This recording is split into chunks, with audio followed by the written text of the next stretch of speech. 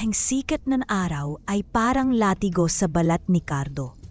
9:09 pa lang ng umaga pero pakiramdam niya ay buong araw na siyang nagtatrabaho. Ang amoy ng nabubulok na basura ay matagal nang hindi niya pinapansin. Naging bahagi na ito ng kanyang paghinga.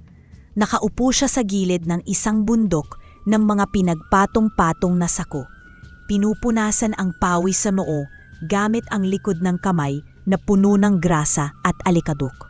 Sa kanyang harapan ay ang kalunos-lunos na tanawin ng tambakan, isang dagat ng plastik, papel at mga sirang gamit na sumasalamin sa mga sirang pangarap.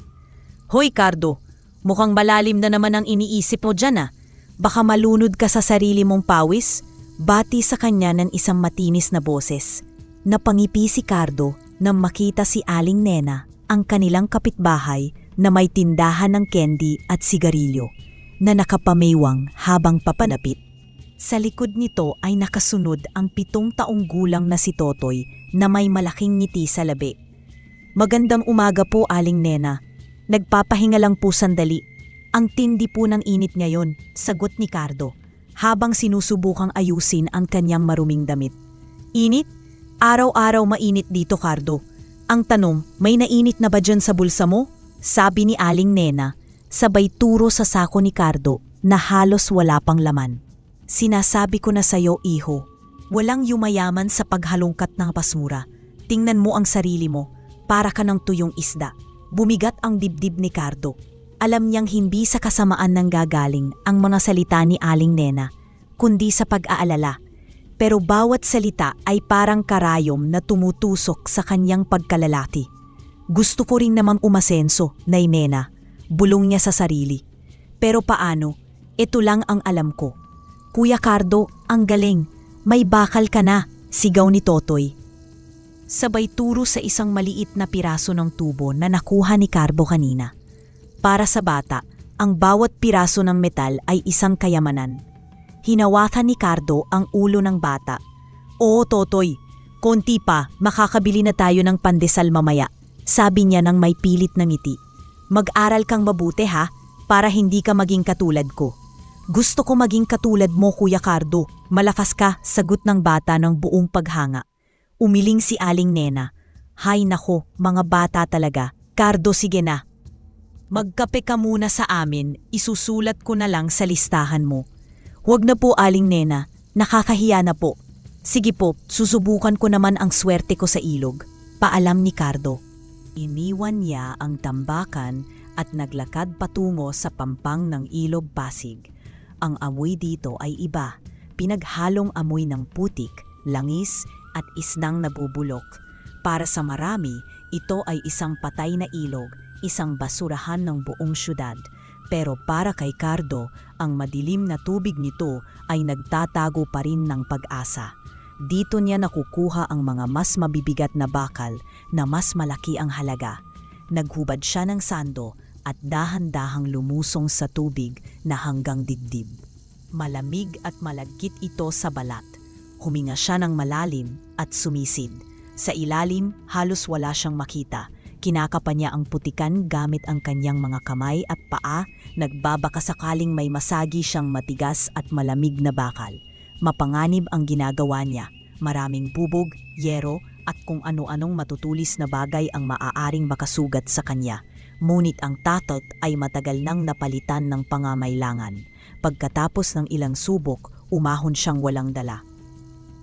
Pagod at giniginaw, naupo siya sa isang malaking bato sa pampang. Dito niya naramdaman ang matinding gutom. Kinuha niya ang kanyang maliit na bahon, isang pirasong tuyo at isang dakot na kanin na nakabalot sa dahon ng saging. Ito lang ang magpapalaman sa kanyang tiyan hanggang mamayang gabi. Habang kumakain, napansin niya ang isang paggalaw sa di kalayuan. Isang malaking bayawak ang dahan-dahang lumabas mula sa mga damo. Ang balat nito ay matingkad na berde na may halong itim at ang laki nito ay higit pa sa karaniwan. Hindi ito tulad ng ibang mga hayop sa paligid na mailap at takot sa tao. Sa halip, huminto ito at tinitigan siya. Ang mga mata nito ay puno ng kakaibang talino. Sa halip na matakot, nakaramdam si Cardo ng awa.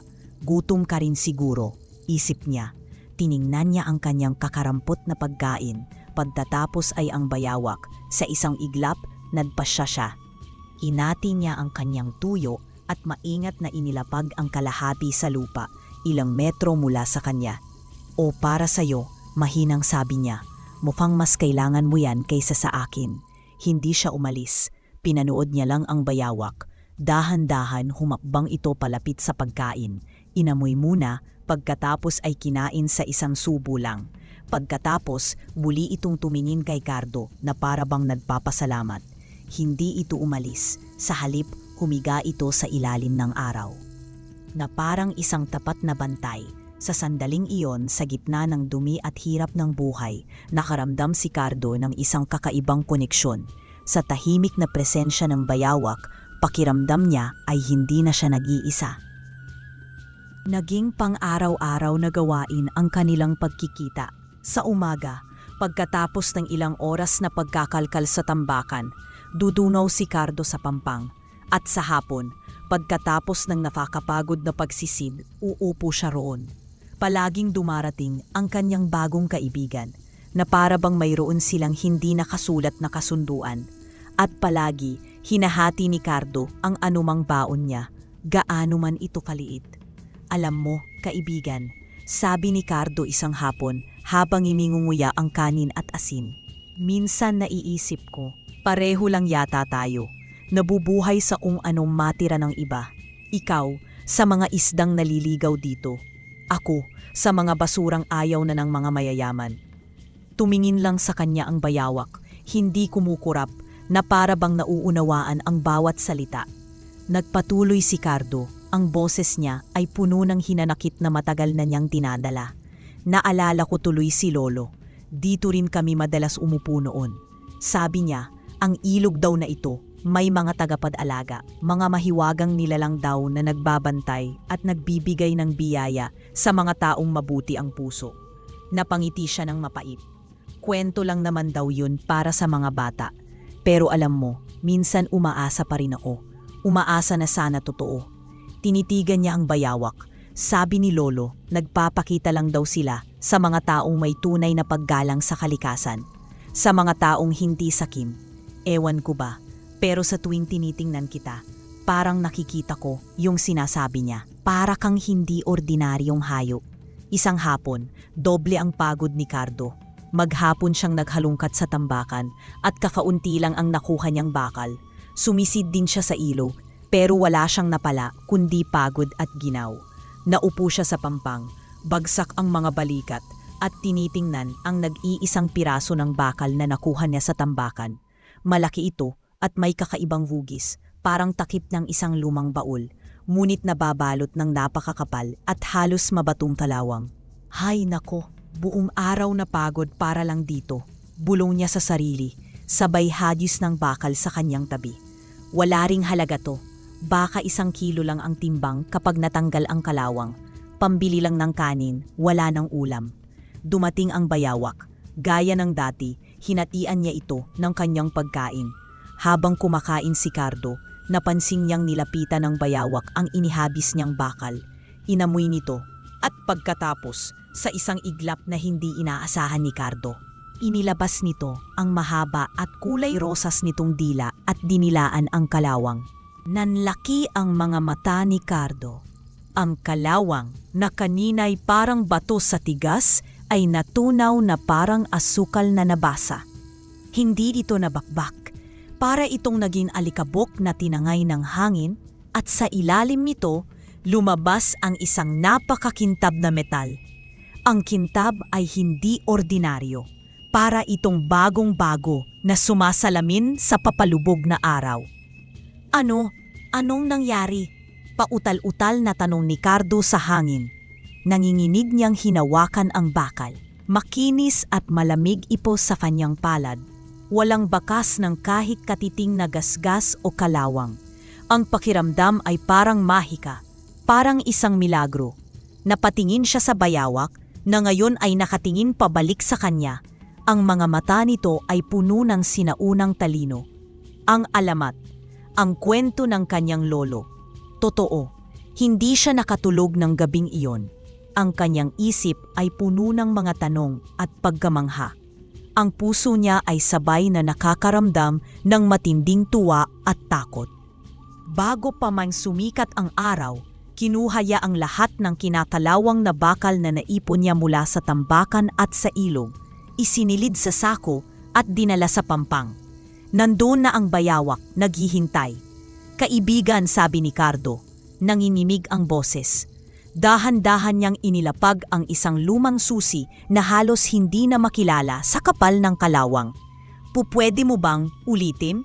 pakiusap niya. Muling dinilaan ng bayawak ang bakal at muli nangyari ang mahika. Ang susi ay kuminang na parang ginto sa sinag ng umaga. Sunod-sunod niyang inilabas ang iba pa. Isang turnilyo, isang piraso ng kadena, isang maliit na gear. Lahat ng ito ay milinis ng dila ng bayawak hanggang sa magmukhang bago sa loob lang ng ilang segundo. Napaiyak si Cardo, hindi dahil sa lungkot, kundi dahil sa matinding pasasalamat. Miyakap niya ang kanyang mga tuhod at humagulgol. Sa kauna-unahang pagkakataon sa loob ng maraming taon, nakaramdam siya ng tunay na pag-asa. Hindi na ito isang tangarap lang, hawak na niya ang simula ng pagbabago. "Salamat," bulong niya sa bayawak habang pinupunasan ang mga luha. "Salamat, kaibigan. Pangako, itatago ko ang sikreto mo. Pangako, gagamitin ko ito sa tama." Alam niya na ang hiwagang ito ang magbabago sa kanyang kapalaran. At sa ilalim ng sumisikat na araw, sa tabi ng maruming ilog, isang bagong kabanata sa buhay ni Cardo ang nagsimula. Sa loob ng ilang linggo, ang buhay ni Cardo ay nagkaroon ng bagong ritmo. Sa araw, isa pa rin siyang hamak na mangangalakal, naghahalungkat sa tambakan at sumisisid sa ilog. Ngunit sa gabi, sa ilalim ng buwan, siya ay nagiging isang sikretong salamangkero. Ang bawat kinakalawang na bakal na kanyang nakukuha ay maingat niyang itinatago at dinadala sa pampang, kung saan naghihintay ang kanyang kaibigang bayawak.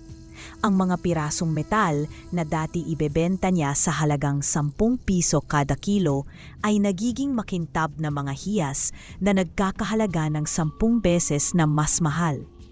Ang unang nakapansin ay ang may-ari ng junk shop. "Cardo, anong ginagawa mo sa mga bakal na ito? Bakit parang bago?" tanong ni Mang Tonyo. Habang sinusuri ang isang set ng mga lumang piyesa ng makina na dinala ni Cardo, "Mas mahal ko itong bibilhin, hindi na ito pang kilo lang." Sa loob ng ilang buwan, nakaipon si Cardo ng sapat na pera. Sa isang maliit na espasyo malapit sa kanilang barong-barong, nagtayo siya ng isang talyer gamit ang mga pinagtagpi-tagping yero at kahoy. Nilinis niya itong mabuti at pininturahan ng kulay asul. Sa harap, isinabit niya ang isang tabla na may nakasulat na "Kintab Ilog Restoration Shop." "Aba, Cardo, nad-level up ka na ah?" puna ni Aling Nena isang umaga, hindi maitago ang pagkagulat. "Saan mo nakuha ang perang yan? Huwag mong sabihing nanalo ka sa loto." "Sa sipag at tiyaga lang po, Aling Nena," nakangiting sagot ni Cardo. "At sa konting swerte." Ang puso niya ay kumakabog. Bawat tanong ay parang isang panganib na maaaring magbunyag sa kanyang sikreto. "Kuya Cardo, talyer niyo po talaga yan?" tanong ni Totoy. Ang mga mata ay bilog na bilog sa pagkamangha. "Pwede po ba akong tumulong kahit tagapunas lang po?" "Oo naman, Totoy. Ikaw ang una kong empleyado," sabi ni Cardo, sabay gulo sa buhok ng bata. Ang makita ang tuwa sa mukha ni Totoy ay sapat ng gantimpala. Hindi nagtagal kumalat ang balita. Ang una niyang seryosong kliyente ay si Mr. Reyes, isang matandang may-ari ng antique shop. Dala niya ang isang kinakalawang na makinang panahi na minana pa niya sa kanyang lola. "Iho, sabi nila magaling ka raw maglinis ng bakal," sabi ni Mr. Reyes. "Kaya mo bang ibalik ito sa dati? Napakahalaga nito sa akin." "Susubukan ko po," sabot ni Cardo, puno ng kaba at pananabik. Pagkalipas ng 3 araw, bumalik si Mr. Reyes. Halos maluha ito nang makita ang makinang panahi, kumikinang na itim at ginto. na para bang kahapon lang ito ginawa. Hindi ka panipaniwala, para kang may mahika. Bulalas ni Mr. Reyes. Magkano ang sisingilin mo? Kayo na po ang bahala. Nahihiyang sabi ni Cardo. Binigyan siya ni Mr. Reyes ng halagang sapat para sa isang buwang gastusin ng kanyang pamilya. Mula noon, dumagsa na ang mga kliyente. Isang kolektor ng lumang kotse ang nagdala ng fender ng isang 1950s Chevrolet.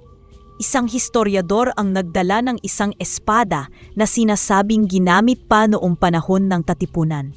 Bawat piraso ay may kwento, at habang nililinis ni Cardo ang kalawang, pakiramdam niya ay binubuhay niya ang mga kwento ng nakaraan.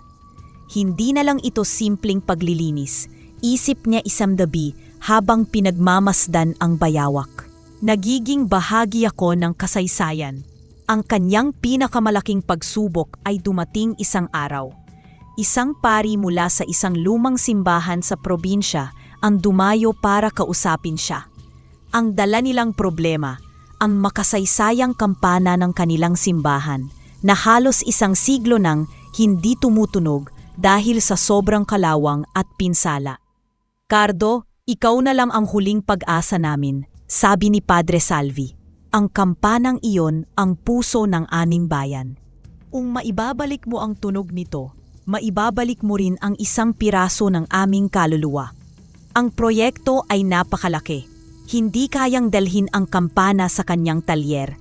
Sa tulong ng mga taga-bayan, nagtayo sila ng isang pansamantalang kubol sa paligid ng kampanilya. Sa loob ng isang linggo, tuwing gabi, palihim na nagpupunta si Cardo roon. Dala ang isang espesyal na lalagyan, maingat niyang ipinapahid ang laway ng kanyang kaibigan sa bawat sulok ng dambuhalang kampana. Sa araw ng linggo, pagkatapos ng misa, nagpipon ang buong bayan. Puno ng kaba, hinawakan ni Cardo ang lubid. Huminga siya ng malalim at hinila ito. Isang malalim, malinaw at mataginting na tunog ang umalingaw-ngaw sa buong bayan. Isang tunog na matagal nang hindi naririnig. Naghiyawan ang mga tao. May mga nagpalakpakan, may mga umiyak sa tuwa. Si Aling Nena at Totoy na sumama sa kanya ay nakatingin sa kanya na may sukdulang paghanga. Binayaran si Cardo ng simbahan ng napakalaking halaga. Sa isang iglap, ang dating mangangalakal ng basura ay isa ng kilalang tao, isang respetadong alagad ng sining. Ngunit habang hawak niya ang pera, ang tanging nasa isip niya ay ang kanyang tahimik na kaibigan sa pampang ng ilog. Ang tagumpay na ito ay hindi lang sa kanya, kundi sa kanila. At kasabay ng kislap ng kanyang bagong yaman, nagsimula ring kumislap ang isang anino sa di kalayuan. Ang kwento ng salamangkero ng Ilog Pasig ay kumalat na parang apoy. Nailathala ang istorya ni Cardo sa isang lokal na diaryo na may malaking litrato niya sa tabi ng pakintab na kampana ng simbahan. Ang pamagat, mula basura, binuo ang yaman at pag-asa. Ang tagumpay na iyon ay nagdala ng ilaw sa kanilang madilim na komunidad. Ngunit kasama ng ilaw, dumating din ang mga anino. Sa pagtok ng isang makintab na gusali sa Makati, malayo sa amoy at ingay ng Ilog Pasig, ibinagsak ni Mr. Morales ang dyaryo sa kanyang mamahaling mesa na gawa sa mahogany. Ang kanyang opisina ay malamig at tahimik, pinalamutian ng mga bakal na eskultura na sumisigaw ng kapangyarihan at yaman. Ang bawat sulok ay nagpapahiwatig ng kanyang pagkontrol, isang pakiramdam na pinakaiingatan niya. Hector, pumarito ka.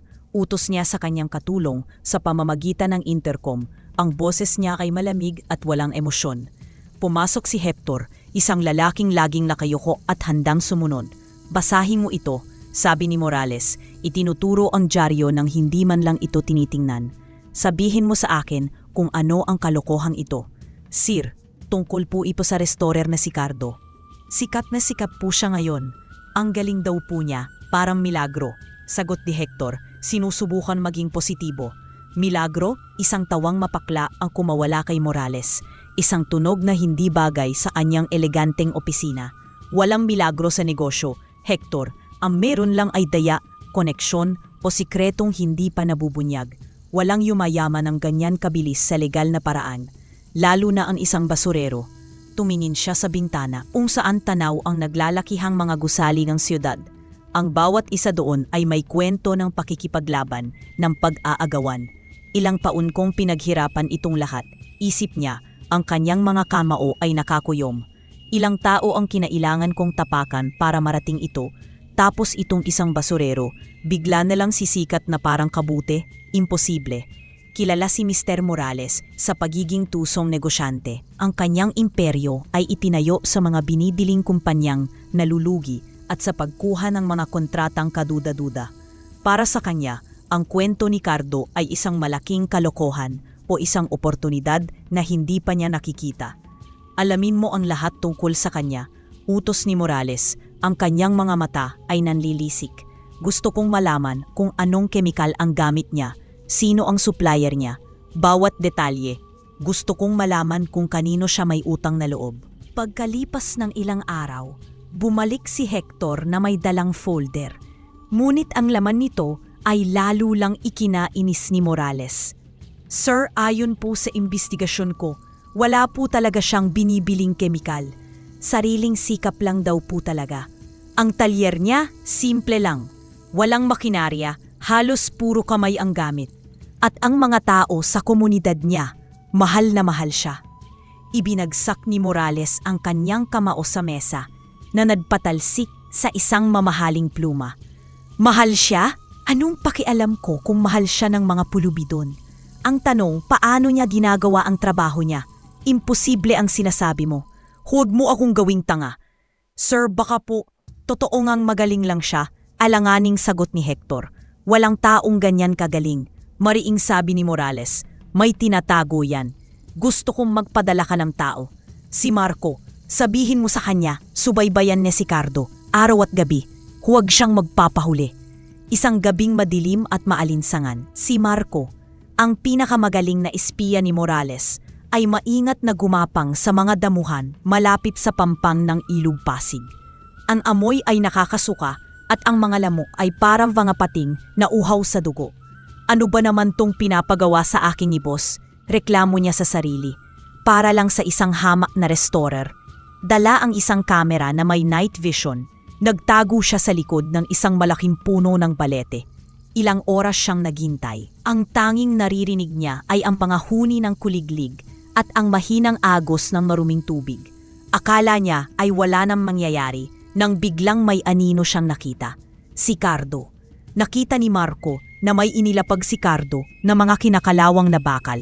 Pagkatapos, mula sa kadiliman, isang malaking bayawak ang lumapit.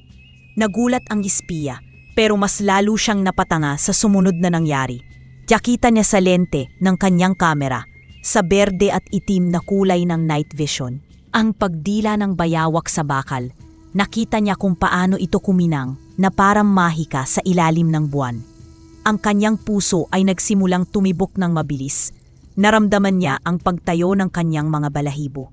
Kinabukasan, nanginginig na iniabot ni Marco ang kamera kay Mr. Morales. Pinanood ni Morales ang video ng paulit-ulit. Hindi siya makapaniwala, ngunit naroon ang ebidensya.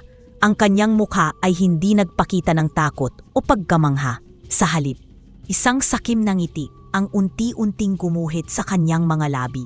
Isang ngiti na nagpapakita ng pinakamatinding pagnanasa. Hindi kemikal, bulong niya sa sarili habang ang kanyang mga mata ay nakatitig sa gumagalaw na imahe sa screen. Isang hayop, isang mahiwagang hayop. Para sa kanya, ang bayawak ay hindi isang nilalang. Ito ay isang asset, isang makina na kayang gawing mahalagang bagay ang basura. Isang pabrika na walang maintenance, walang sahod, walang reklamo. Isang bagay na kailangan niyang makuha sa anumang paraan. Ang sikreto ni Cardo ay hindi naligtas. Kinaumagahan, isang mamahaling ipim na kotse na kumikinang pa sa sikat ng araw ang huminto sa harap ng Kintab Ilog. Ang mga gulong nito ay lumubog ng bahagya sa putik na para bang isang dayuhang pilit na pumapasok sa lugar na hindi para sa kanya. Nagpinginan ang mga kapitbahay. Maging si Aling Nena ay napatigil sa pagwawalis. Bumukas ang pinto at bumaba si Mr. Morales. Ang kanyang suot na puting-puting damit at makintab na sapatos ay isang insulpo sa kahirapan ng paligid. Si Cardo, na abala sa pagpupunas ng isang lumang bisikleta, ay napatigil. Naramdaman niya ang bigat ng presensya ng dayo. "Ikaw pa si Cardo?" tanong ni Morales. Ang boses ay puno ng yabang na para bang kausap niya ay isang alikabok. "Ako nga po, ano po ang maipaglilingkod ko sa inyo?" Magalang na sagot ni Cardo, bagamat nakakaramdam siya ng kaba. Inilibot ni Morales ang kanyang paningin sa maliit na talyer, isang tingin na puno ng pandidiri. "Simple lang ang lugar mo. Nakakapagtaka kung paano ka nakakagawa ng milagro dito." Hindi niya pinansin ang tanong ni Cardo. Sa halip, isinenyas niya ang kanyang driver na naglabas ng isang itim na briefcase. Binuksan ito ni Morales sa harap ni Cardo. Ang laman, mga bundle ng tigi 1,000 piso, maayos na nakasalansan. Napasinghap si Cardo. Hindi pa siya nakakakita ng ganoong karaming pera sa buong buhay niya. "Alam ko na ang sikreto mo, Cardo," sabi ni Morales. Ang boses ay mahina ngunit puno ng kapangyarihan. "Ang alaga mong bayawak, interesado ako. Ibibigay ko sa iyo lahat ng perang ito at higit pa, kapalit ng hayop na yun." Napakuyom ang mga kamao ni Cardo. Ang kaba sa kanyang dibdib ay napalitan ng galit. Ang hiwagang pinakaiingatan niya, ang ugnayan nila ng kanyang kaibigan, ay gusto nitong bilhin na parang isang ordinaryong kagamitan. Hindi siya bagay, isip ni Cardo. Isa siyang kaibigan. "Pasensya na po, Ginoo." Matigas na sagot ni Cardo. Tinitigan si Morales sa mata. "Hindi po nabibili ang kaibigan ko at hindi rin po siya isang bagay." Nagulat si Morales sa pagsagot ni Cardo. Isinara niya ang briefcase ng malakas. "Lahat ng bagay ay may presyo, iho. Baka hindi mo lang alam kung gaano ka kahirap. Pag-isipan mong mabuti. Dahil kung hindi ko ito makukuha sa santong dasalan, kukunin ko ito sa santong paspasan." Tumalikod si Morales at sumakay sa kotse, nag-iwan ng alikabok at pagbabanta sa hangin. Alam ni Cardo na hindi doon magtatapos ang lahat. Kinabahan siya para sa kaligtasan ng kanyang kaibigan. Nang gabing iyon, nagpasya siyang huwag nang pumunta sa Pampang. Ngunit kinain siya ng kanyang konsensya. Paano kung naghihintay siya? Paano kung magkutom siya? Kinabukasan ng gabi, hindi na niya natiis. Dala ang isang pirasong isda, mainat siyang pumunta sa Pampang. Ang paligid ay mas tahimik kaysa karaniwan. Naramdaman niya ang pagtayo ng kanyang mga balahibo. "Kaibigan," tawag niya ng mahina. Mula sa kadiliman, lumabas ang bayawak. Ngunit bago pa ito makalapit, mga anino ang biglang sumulpot mula sa mga damuhan. 2 malalaking lalaki ang mabilis na tumakma sa mga braso ni Cardo. Sinubukan niyang pumiglas, ngunit ang kanilang mga hawak ay parang bakal. "Bitawan niyo ako," sigaw niya. Mula sa likod ng isang puno, lumabas si Mr. Morales, may ngiti ng tagumpay sa kanyang mga labi. "Sinabi ko na sa iyo, Cardo, kung ano ang gusto ko, nakuuha ko." Pinalibutan ng mga tauhan ni Morales ang takot na bayawak. Nagtangka itong tumakbo, ngunit nakulong na ito. Sa gitna ng kaguluhan, si Morales mismo ang dahan-dahang lumapit. Huwag niyo siyang sasaktan," pakiusap ni Cardo habang pilit na kumakawala. "Sa wakas, akin ka na," sigaw ni Morales, at sa isang mabilis na kilos, dinampot niya ang nagpupumiglas na bayawak. Ang balat nito ay malamig at makinis, at naramdaman ni Morales ang lakas ng pagpupumiglas nito. Tumawa siya, isang tawang puno ng kasakiman. "Ikaw ang gagawa sa akin na pinakamayamang tao sa buong Asya." Sa kanyang pagtawa, biglang inunat ng bayawak ang leeg nito. Sa isang iglap na mas mabilis pa sa isang kurap, inilabas nito ang kanyang dila at idinampi sa braso ni Morales. "Aray!" Isang nakafabinging sigaw ang pumawala kay Morales. Isang matinding hapdi na parang nilagyan ng nagbabagang pakal ang kanyang braso, ang kanyang naramdaman. "Ang sakit! Ano ito?" Sa sobrang sakit at gulat, nabitawan niya ang bayawak. Mabilis pa sa kidlat, tumakbo ito at lumusong sa madilim na tubig ng ilog at naglaho na parang bula. Naiwan si Morales na napaluhod sa lupa. Hawak-hawak ang kanyang braso, ang mukha ay namimilipit sa sakit. Ang kanyang mga tauhan ay natigilan, hindi alam ang gagawin. Anong tinitingin-tingin niyo dyan? Tulungan niyo ako, sigaw niya. Dinaluhan siya ng kanyang mga tauhan, habang si Cardo ay nakatayo lang, nanginginig ngunit nakataramdam ng kakaibang ginhawa. Tumingin siya sa ilog, nagpapasalamat na ligtas ang kanyang kaibigan. Alam niya na ang ginawa ng bayawak ay hindi isang simpleng kagat. Iyon ay isang ganti, isang sumpa. Ang insidente sa Pampang ay nag-iwan ng malalim na marka kay Cardo. Ligtas ang kanyang kaibigan, ngunit ang kanyang katahimikan ay nabasag na. Ang pera na dati simbolo ng pag-asa ay tila naging isang sumpa na nagdala ng panganib. Sa kauna-unahang pagkakataon, natarpot siyang manirahan sa lugar na kanyang kinalakihan. Isang araw, isang lalaking naka-Amerikana ang dumating sa kanyang talyer. Nagpakilala itong isang real estate agent. Mr. Cardo, nabalitaan ko po ang inyong tagumpay. Naisip ko lang po, hindi po ba oras na para humanap kayo ng lugar na nababagay sa inyong estado? Inilatag nito sa mesa ang mga makukulay na brochure na nagpapakita ng mga mansyon sa loob ng mga pribadong subdibisyon. Napatingin si Cardo sa mga litrato. Mga bahay na may malalaking hardin.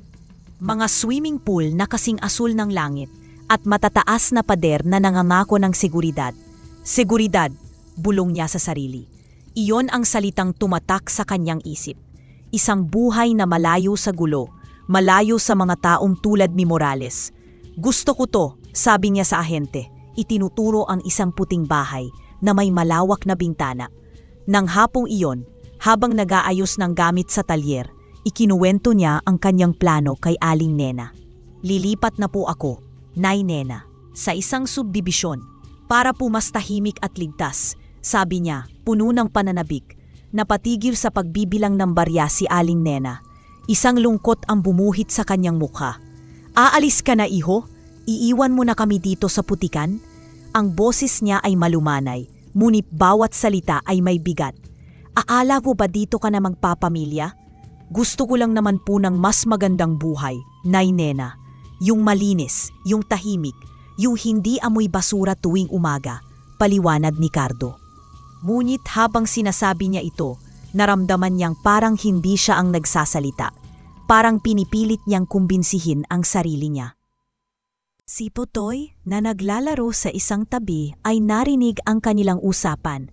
Tumakbo ito palapit, ang mukha ay puno ng pag-aalala. Kuya Cardo, totoo po, aalis na kayo? Hindi na po ba kita makikita? Isang mapinting kirot ang naramdaman ni Cardo sa kanyang dibdib. Yumuko siya para magpantay sila ng bata. Makikita mo pa rin ako, Totoy. Bibisita ako. Ngunit alam niyang hindi na magiging pareho ang lahat. Kinabukasan, isinama siya ng ahente para tingnan ang mansyon. Dumaan sila sa isang malaking bakal na gate na may mga gwardya. Ang mga kalsada ay malinis at walang katao-tao. Huminto sila sa harap ng isang napakalaking puting bahay. Ito na po, Sir Cardo, ang inyong bagong paraiso, sabi ng ahente. Pumasok si Cardo. Ang sahig ay gawa sa malamig na marmol. Ang mga pader ay mataas at ang mga kasantapan ay mamahalin. Naglakad siya sa bawat kwarto, bawat isa ay mas malaki pa sa buong barong-barong nila. Ang katahimikan ay nakakabingi. Walang ingay ng mga batang naglalaro, walang sigaw ng mga nagtitinda, walang tunog ng videoke. Tumayo siya sa tabi ng swimming pool. Ang tubig ay malinis at kalmado, sumasalamin sa asul na langit. Dito walang putik, walang basura, tahimik, ligtas. Ito ang pangarap niya. Pero bakit parang may kulang? Bakit parang mas malungkot siya ngayon kaysa noong naghihirap pa siya? Tahimik na, isip niya habang nakatingin sa kanyang refleksyon sa tubig. Pero ito ba talaga ang gusto ko? Isang buhay na walang ingay, walang gulo, pero walang tasama. Naalala niya ang maingay na tawanan sa tindahan ni Aling Nena. Naalala niya ang masayang sigaw ni Totoy kapag nabibigyan niya ito ng candy. Naalala niya ang pakiramdam na may mga taong nag-aalala sa kanya, na may mga taong umaasa sa kanya. Naalala niya ang tahimik na presensya ng kanyang kaibigang bayawak sa Pampang, isang ugnayan na nabuo sa gitna ng dumi at hirap. Dito, Sir Cardo, wala nang manggugulo sa inyo. May 24-hour security po tayo, sabi ng ahente. Salamat po, sagot ni Cardo. Pag-iisipan ko po. Hindi na siya nagtagal. Habang pabalik, iniisip niya ang lahat. Naintindihan niya na ang yaman ay hindi lang pera o magandang bahay. Ang tunay na yaman ay ang mga taong nakapaligid sa kanya. Pagdating niya sa kanilang lugar, sinalubong siya ng pamilyar na inay at amoy.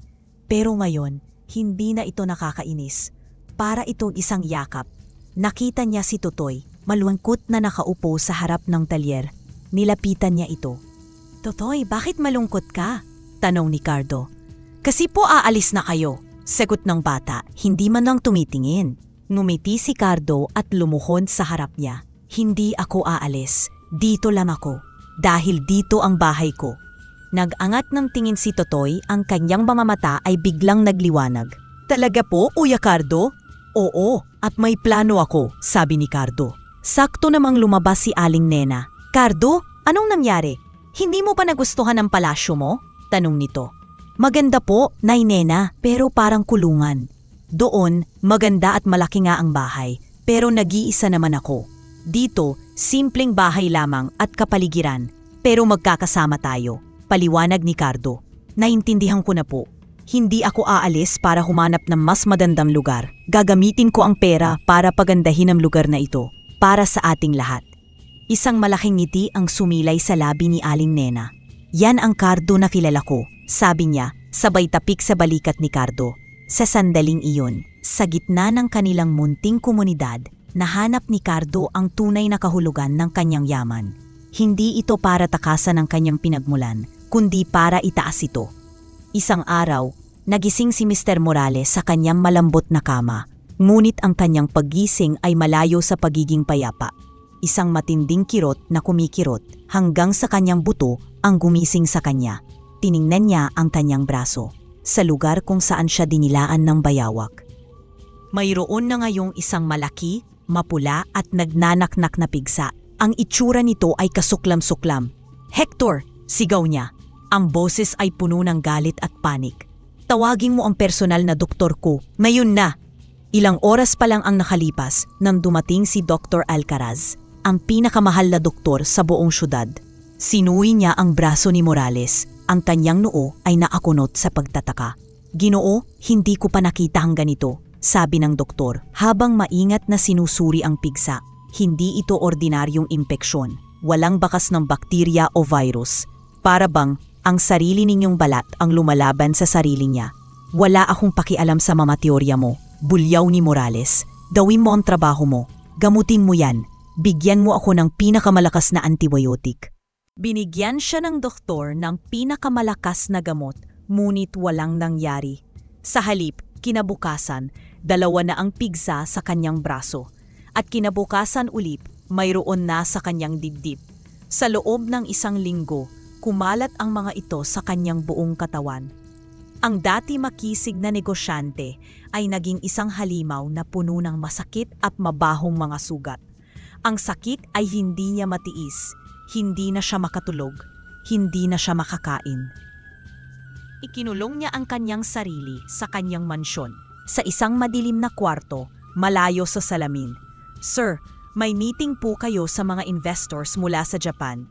Paalala sa kanya ni Hector, isang araw sa labas ng nakasaradong pinto. Kanselahin mo, sigaw ni Morales mula sa loob. Kanselahin mo lahat. Hindi mo ba naiintindihan? Nag-aagaw buhay ako dito? Ang kanyang pagkawala sa sirkulasyon ng negosyo ay mabilis na napansin. Ang mga proyektong nakasalalay sa kanyang pirma ay natenga. Ang mga kasosyo niya ay nagsimulang mag-alinlangan. At dahil wala na ang kanyang bakal na kamay para pagtakpan ang kanyang mga ilegal na gawain, nagsimulang lumabas ang mga baho. Isang dating empleyado na tinanggal niya ng walang awa ang naglakas loob na magsumbong sa mga otoridad. Isang araw, habang nanonood ng balita si Cardo sa maliit na telebisyon sa tindahan ni Aling Nena. Lumabas ang mukha ni Mr. Morales. Breaking news, Morales Corporation iniimbestigahan dahil sa ilegal na pagtatapon ng nakalalasong kemikal sa Ilog Pasig. Sabi ng reporter, nagkatinginan ang lahat. Kaya pala, bulong ni Aling Nena. Kaya pala, namamatay ang mga isda at nangangapi ang mga bata. Ang demonyong yan ang may gawa. Ang pagbagsak ng imperyo ni Morales ay kasing bilis ng pagkalat ng mga pigsa sa kanyang katawan. Ang kanyang mga ari-arian ay kinumpiska. Ang kanyang mga bangka account ay ni-freeze. Ang lahat ng yaman na kanyang inipon sa pamamagitan ng kasakiman ay nawala na parang bula. Habang nangyawari ang lahat ng ito, ibang-iba naman ang eksena sa komunidad ni Cardo. Matapos niyang magdesisyon na manatili, tinipon niya ang kanyang mga kapitbahay. Mga kababayan, simula niya. Nalaman na po natin kung sino ang dumudumi sa ating ilog. Ngayong wala na siya, pagkakataon na po nating ibalik ang buhay nito. Gagamitin ko po ang aking naipon para bumili ng mga kagamitan. Sino po ang gustong tumulong na linisin ang ating tahanan? Isang malakas na sigawan ng pagsang-ayon ang narinig. Kinabukasan, ang buong komunidad ay nagkakaisa. May mga nag-aalis ng basura sa pampang. May mga sumisisib gamit ang mga lambat para alisin ang mga plastik sa ilalim. Si Cardo gamit ang kanyang pera ay nagpakain sa lahat ng voluntaryo. Ang dating lugar ng paghihirap ay naging isang lugar ng pag-asa at pagkakaisa. Kuya Cardo, tingnan mo! Sigaw ni Totoy isang hapon.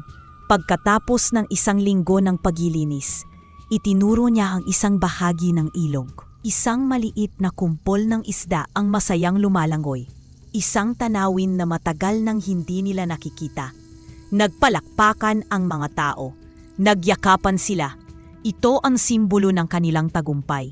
Isang tagumpay na hindi nakamit sa pamamagitan ng pera, kundi sa pamamagitan ng pinagsama-samang lakas at pusong gustong bumangon. Sa kanyang madilim na kwarto, napanood ni Morales ang balita tungkol sa paglilinis ng ilog sa isang maliit na TV. Nakita niya ang masayang mukha ni Cardo at ng mga tao roon. Sa gitna ng kanyang pisikal na sakit, naramdaman niya ang isang mas matinding kirot, ang kirot ng inggit at pagkatalo. Ang kanyang kasakiman ang naging sarili niyang lason, habang ang kabutihan ni Cardo ang naging gamot ng buong komunidad. Lumipas ang mga linggo. Ang Ilog Pasig ay unti-unting nagbabalik sa dati nitong sigla. Ang tubig ay hindi na kulay itim, kundi malinaw-linaw na. At sa ilalim nito ay makikita na ang mga batong natatakpan dati ng putik. Ang mga ibon ay nagsimulang bumalik, at ang amoy ng basura ay napalitan na ng sariwang hangin. Sa pagbabagong ito ng kapaligiran, may naramdaman ding kakaibang pagbabago si Cardo sa kanyang kaibigan. Gabi-gabi pa rin silang nagkikita sa pampang, ngunit hindi na para maglinis ng bakal. Naupo na lang sila at nagmamasid sa ilog na para bang dalawang matandang magkaibigan. Ngunit napansin ni Cardo na ang kanyang kaibigan ay tila laging nakatingin sa malayo, sa kabilang pampang, na parang may hinihintay o pinakikinggan. Parang ang lalim ng iniisip mo, kaibigan, sabi ni Cardo isang gabi. Masaya ka ba na malinis na ang ilog? Isang mahinang ungol lang ang isinagot ng bayawak at dahan-dahan nitong ipinatong ang ulo sa hita ni Cardo. Isang kilos na hindi pa nito kailanman ginawa. Naramdaman ni Cardo ang init ng hininga nito at ang bigat ng ulo nito, at sa simpleng kilos na iyon, isang matinding lungkot ang biglang kumurot sa kanyang puso. Para itong isang tahimik na pamamaalam. Tapos na, bulong ng isang tinig sa isip ni Cardo. Tapos na ang misyon niya. Ang mga alamat ng kanyang lolo ay bumalik sa kanyang alaala. Ang mga tagapag-alaga ay dumarating kapag kailangan sila at umaalis kapag ang balanse ay naibalik na. Pumatak ang luha mula sa mga mata ni Cardo. Tumulo ito sa makinis na balat ng bayawak. Aalis ka na ba? Tanong niya. Nanginginig ang boses. Iiwan mo na ba ako? Hindi sumagot ang bayawak. Ngunit itinaas nito ang ulo at pinitigan siya. Sa mga mata nito, nakita ni Cardo ang lahat, pasasalamat, pagkakaibigan at isang pangakong hindi masisira. Naintindihan ni Cardo na ang kanilang pagsasama ay may hangganan, ngunit ang kanilang ugnayan ay panghabang buhay. Naintindihan ko, sabi ni Cardo habang pinupunasan ang kanyang mga luha. Tumayo siya at pumasok sa kanyang talyer. Bumalik siya na may dalang isang lumang martilyo. Ang ulo nito ay puno ng mga gasgas at kalawang, at ang hawaan nitong kahoy ay halos mabuwal na. Kaibigan, bago ka umalis, sabi ni Cardo, ang boses ay basag. Pwede mo bang ayusin ito? Ito ang martilyo na pamana pa sa akin ng aking ama. Ito ang ginamit niya para itaguyod kami. Puno ito ng kalawang tulad ng buhay ko noon. Inabot niya ito sa bayawak. Gusto kong ito ang maging alaala ko sa iyo, isang simbolo na kahit ang pinakaluma at pinakagasgas na bagay ay may pag-asang kuminang muli. Tinitigan ng bayawak ang martilyo. Pagkatapos, dahan-dahan, inilabas nito ang tanyang dila. Sa huling pagkakataon, dinilaan nito ang batal. Isang liwanag ang biglang nagmula sa martilyo, isang liwanag na mas maliwanag pa sa sikat ng buwan. Napapikit si Cardo. Pagdilat niya, ang martilyo ay nagdiba na, ang bakal ay naging kulay pilak na kumikinang, at ang mga gasgas ay nawala. Ang hawakan ay naging mas matibay at perpekto ang pagkakayari. Nang hawakan niya ito, naramdaman niya ang isang kakaibang bigat at balanse. Para bang ang martilyo ay naging karugtong ng kanyang kamay. Naramdaman niya ang isang mainit na enerhiya na dumadaloy mula rito. Isang enerhiya ng paglikha at pag-aayos. Hindi na ito isang ordinaryong martilyo. Isa na itong basbas. Salamat, bulong ni Cardo. Mula sa kanyang bulsa, kinuha niya ang isang maliit at simpleng singsing na pilap. Ito naman ang bigay sa akin ng nanay ko bago siya mawala. Sabi niya, ibigay ko raw ito sa pinakamahalaga sa akin. Dahan-dahan siyang lumuhod. Maingat niyang kinuha ang isa sa mga paa ng bayawak at isinuot ang singsing sa isa sa mga daliri nito. Sakto ito. Kuminang ang maliit na singsing sa magaspang na balat ng bayawak. Para saan ka man mapunta, may dala kang isang piraso ng puso ko. Tumingin sa kanya ang bayawak sa huling pagkakataon. Isang tingin na nagsasabing, naipasa ko na sayo. Pagkatapos, dahan-dahan itong tumalikod at lumakad patungo sa tubig. Lumangoy ito ng marahan patungo sa gitna ng ilog. Si Cardo ay nakatayo lang, hawak ang mahiwagang martilyo, pinagmamasdan ang bawat paggalaw ng kanyang kaibigan. Sa paglubog ng araw, ang katawan ng bayawak ay nagsimulang magliwanag, humahalo sa kulay kahel at lila ng langit. Bago ito tuluyang maglaho, nakita ni Cardo ang isang huling kislap, ang kislap ng maliit na singsing sa daliri nito. At sa isang iglap, nawala na ito na parang bula. Naiwan si Cardo sa pampang, mag-isa ngunit hindi malungkot. Yakap niya ang martilyo, ang alaala ng kanyang ama na binigyan ng bagong buhay ng kanyang kaibigan. Alam niya na ang mahika ay hindi nawala. Sa halip, ito ay naipasa na sa kanyang mga kamay. Lumipas ang 10 taon, ang dating maputik na eskinita sa tabi ng ilog Pasig ay isa ng malinis at sementadong daanan na nalilinyahan ng mga namumulaklak na bougainvillea. Ang mga barong-barong na gawa sa yero ay napalitan na ng mga makukulay at disenteng bahay na may maliliit na hardin sa harapan. Ang amoy ng basura ay matagal ng alaala na lang. Ang hangin ngayon ay malinis at may dalang amoy ng mga bulaklak at ng ilog na puno na muli ng buhay, kung saan ang mga bata ay masaya nang naliligo. Sa gitna ng komunidad, nakatayo ang isang gusali na mas malaki kaysa sa iba, ang Kintab Ilog Technical School, isang eskwelahang ipinatayo ni Cardo para sa mga kabataang gustong matuto ng sining ng pag-aayos at pag-restore. Si Cardo, na mayon ay nasa kalagitnaan ng kanyang buhay, ay hindi na ang payat na mangangalakal ng bakal. Ang kanyang katawan ay mas naging matipuno at ang kanyang mukha ay may mga guhit na ng karanasan. Ngunit ang kanyang mga mata ay puno pa rin ng kabutihan at pag-asa. Ang ganda ng umaga, Cardo, bati sa kanya ni Aling Nena. na ngayon ay masaya nang nagpapatakbo ng isang maliit na karinderya sa tabi ng eskwelahan. Ang dating niyang matinis na boses ay mas malumanay na ngayon. Pupunta ka na naman ba sa Pampang? Araw-araw talaga, hindi ka nagsasawa. Opo, Nay Nena. Gaya po ng dati. Nakangiting sagot ni Cardo. Kailangang kausapin ang ilog, baka may bilin. Naging biruan na nila iyon, ngunit may katotohanan pa ring taglay. Ikaw talaga, natatawang sabi ni Aling Nena. Hindi ka pa ring nagbabago. Sige, dumaan ka dito pagbalik mo. Ipinagluto kita ng paborito mong sinigang. Padating na rin ang mga bagong estudyante mo. Naglakad si Cardo patungo sa Pampang. Ang ilog ay malinaw na.